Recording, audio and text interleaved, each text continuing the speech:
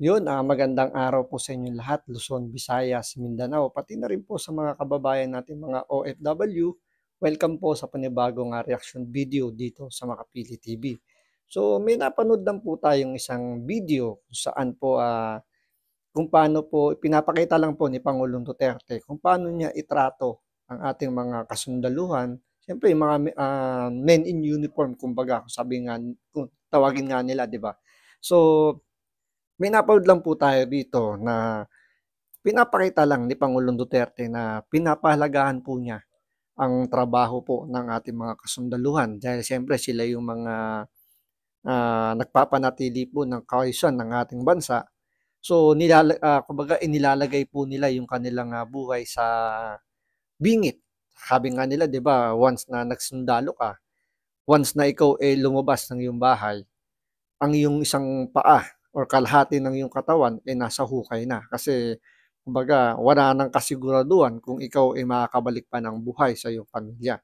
So dito, pinapakita lang ni Pangulong Duterte kung paano niya bigyan ng importansya yung mga sundalo po natin.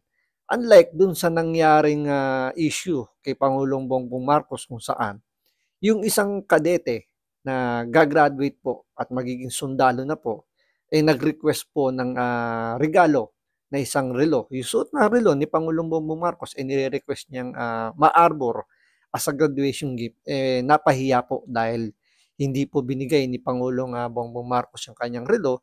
Parang yun nga, napahiya dahil pinaulit pa niya yung sinabi ng kadete. Siyempre, in front of Vice President, maraming nanonood. So, parang napahiya po yung kadete. At the same time, pinarusahan pa siya ng AFP kung saan po siya nabibilang ngayon kasi uh, under na siya ngayon ng Philippine Navy kung di ako nagkakamali.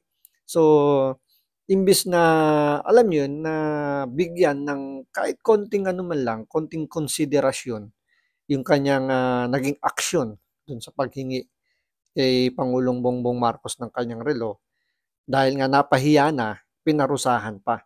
So dito makikita lang po natin dito sa video na to kung ano yung pagkakaiba ni Pangulong Bongbong Marcos at ni Pangulong Duterte, kung paano nila itrato yung ating mga kasunduluhan. So ito, panoorin po natin to at bibigyan po natin ng konting reaction. So, yun pala, kung hindi ka pala nako-subscribe pa sa Makapili TV, baka pwede po munang pakipindot yung subscribe button at the same time, palike na rin po ng video, wala naman pong bayad yan. Kaya pindot na. So ito, panoorin po natin itong maikling video na to para makita nyo lang po kung ano yung pagkakaiba ni Pangulong Duterte dito kay Pangulong Bongbong Marcos. Sinong may birthday ngayon? Sige ba? Huwag ka mahiya. Dumarange talaga.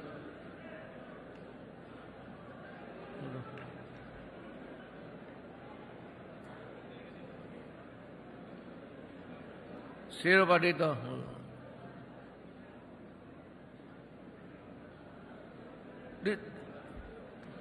Stand in front.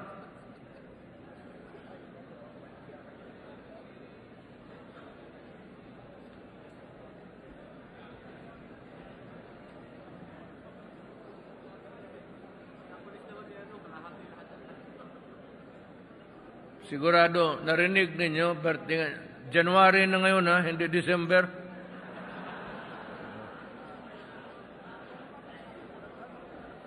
Birthday ninyo ngayon? Ngayon? Pero ngayong buwan na to.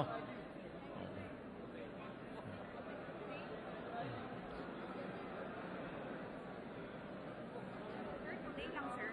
Sir, today lang, sir? Or January? Today Bilang. lang, sir? Bilangin mo. Today lang, sir. Ngayong araw lang, sir. Ito yung may araw na ito. Pero yung...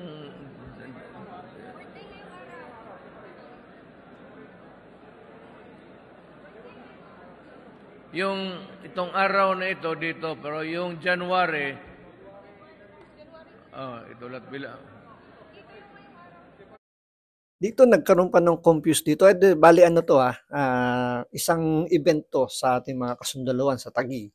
So, bago mag-speech si Pangulong Duterte, natanong niya kung sino yung may birthday ngayon. So, ang tinatanong niya yung may birthday ngayon. So, halimbawa, ang date ngayon, for example, October 26, 'di ba? Ganyan, October 26. So dapat yung may birthday lang ng October 26, yung palalapitin sa unahan para bigyan po ni Pangulong Duterte ng regalo. Pero dahil nga nagkaroon ng medyo confused dahil nga siguro sa excitement ng mga kasundaluhan natin, kahit yung hindi may birthday ngayon, pero birthday ngayong buwan na to, pumila. So dito pala makikita nyo na kung iisipin nyo, pwede nang sabihin dito ni Pangulong Duterte na paalisin niya yung mga hindi naman magbe-birthday today, yung ngayon. So pwede niya sabihin, hindi, yung may birthday lang ngayon, yung mga magbe-birthday ngayong buwan, medyo umatras na muna kasi hindi kayo kasama dun sa mga bibigyan ng regalo ni Pangulong Duterte dahil nga birthday. Pero anong ginawa rito ni Pangulong Duterte? Panoorin po natin. Itong araw na ito.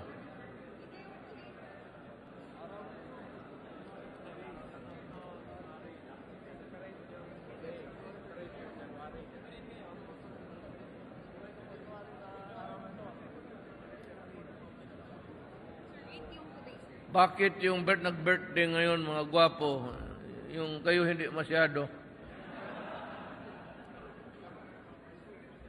8 yung today ngayon, ang mag-birthday ngayon, sir. 8, sir.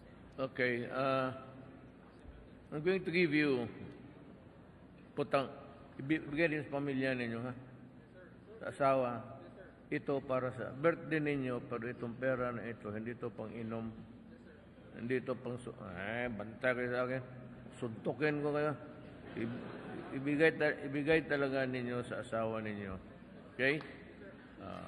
Pati dito, wala na. Lahat na, January na. God damn it, make a count. And I will, 50,000 rin. Si Senator Bongo, marami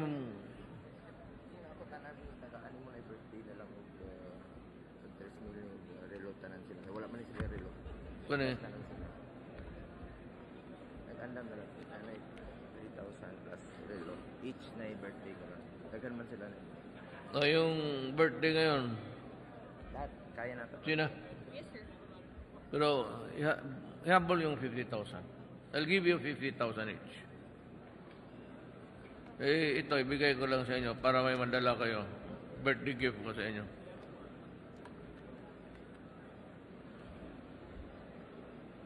Yan, hindi yan sa girlfriend, ha? Hindi pang girlfriend yan. Ganin nyo sa anak ninyo kung ayaw ninyo. Sina. Sina yung mga hindi awardee, Yung mga hindi awardee, para meron matatanggap sila lahat. Ibalik mo. Bakit mo kinuha yan? Kasi meron natagaan na yan. Mapatay ka ng ikaw ni... Lahat ng mga sarapan.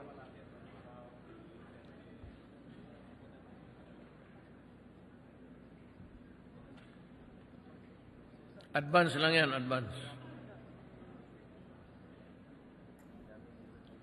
So, yun po. Ang pinakabuod po ng video na to, pinapakita lang ni Pangulong Duterte kung paano niya pahalagahan yung ating mga kasundaluhan. Kasi kung iisipin ninyo, sabi ko nga kanina, ang tinatawag lang ni Pangulong Duterte yung may birthday lang ngayong araw. Pero dahil nga nagkaroon ng konting confuse dahil nga siyempre sa excitement siguro ng ating mga kasunduluhan, pati yung may birthday ng buwan na yan, pumila. So, imbis na, alam nyo yun, imbis na sabihin ni Pangulong Duterte, dahil nga napansin niya medyo marami, mukhang kakapusin yung dala niyang regalo, hindi niya na pinalis. Bagkus, lahat binigyan niya. So, ang naging advantage lang yung may birthday siguro today, kung sa aking pagkakaintindi dyan, ay may kasamang relo doon sa mga magbe-birthday today. Pero yung mga magbe-birthday ngayong buwan, nung buwan na yan, binigyan ng 50,000. At the same time, meron siyang marching order na ito ibigay sa kanilang mga pamilya at huwag pang inom. Although may biro doon, yung biro ni Pangulong Duterte na hindi yan pang inom. Pero as Pangulong Duterte, pag yan nagbitaw ng salita, batas. 'Di ba?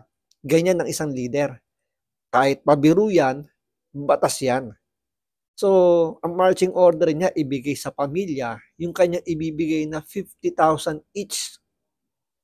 Isipin nyo 50,000 each per, yun nga, kada sundalo. Isipin nyo kung ilang sundalo yung kanyang binigyan dyan. Total na yan, total yung may birthday today, pati yung magbe-birthday pa lang, or nag-birthday na dahil nga within the month eh. So, isipin nyo, di ba? Although marami magsasabi o may magsasabi, hindi naman pera ni Duterte yung pinamigay diyan. Tama nga naman, hindi naman pera ni Duterte yan, pera ng taong bayan yung ibinigay diyan kasi pondo rin naman ng taong bayan malamang. Yung ginamit pambili doon sa relo, yung binigay na 50,000. Pero still, ano ba yung pinaka bottom line?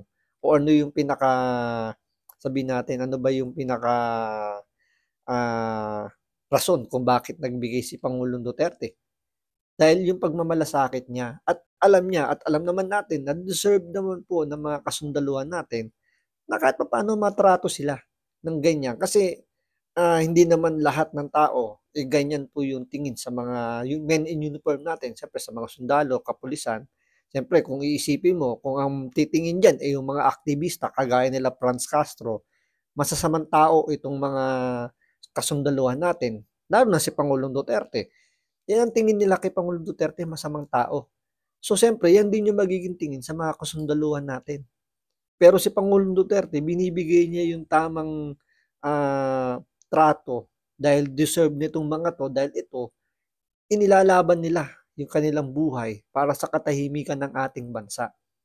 Hindi kagaya ng ating Pangulo ngayon na si Bongbong Marcos, na simpleng relo lang. Although sabihin natin, yung relo na hinihingi kay Pangulong Bongbong Marcos, medyo, sabihin natin, sobrang mahal, malamang yun, sobrang mahal. Siyempre, knowing Marcos yun, hindi naman yun magsusuot ng pitchy-pitching relo.